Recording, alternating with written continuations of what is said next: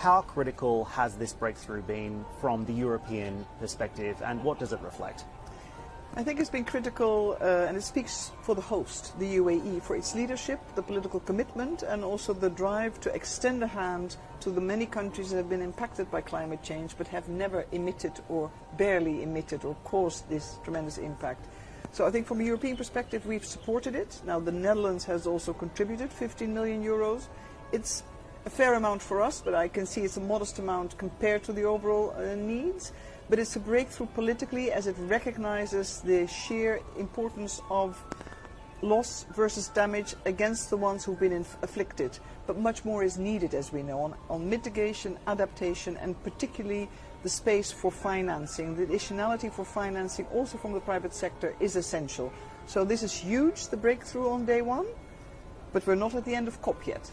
As you say, that 15 million is just a drop in the ocean. Yeah. Is more funding coming? From the Netherlands or? From the Netherlands? Well, not at this particular point, I have to say, and the caveat is also we are caretaker, but the current government and a number of important parties in Parliament, and I believe also Dutch society, know how important the combat of climate change is, not just in Europe, but particularly also in countries elsewhere. It's a matter of solidarity, but it's also a matter of sound policy and sound politics. So we need to invest, we need to create the business case, and this is also why the Netherlands, together with Indonesia, is co-chair of the Coalition of Ministers for Finance for Climate Action. Because with Ministers of Finance, you've got money at the table, you've got policy centrality, and you've got the confidence and the bridge to the private sector.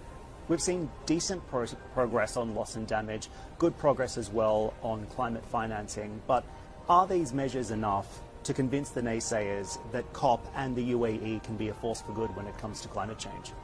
Oh, I think naysayers are part of, I think, a vibrant discussion. That's one.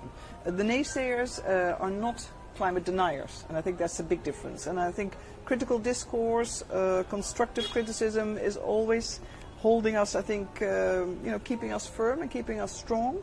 But I think the UAE has shown tremendous leadership and is extending its soft power with the funding that is required. Now it's upon all of us as members of the international community to make a success.